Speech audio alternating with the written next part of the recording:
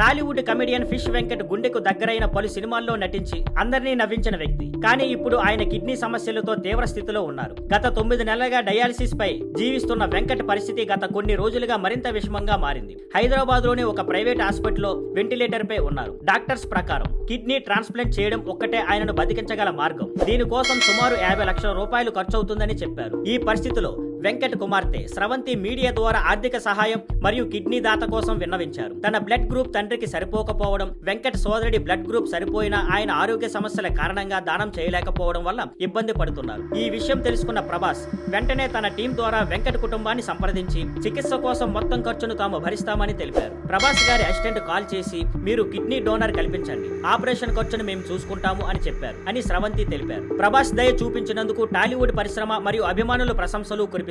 ఇది మొదటిసారి కాదు.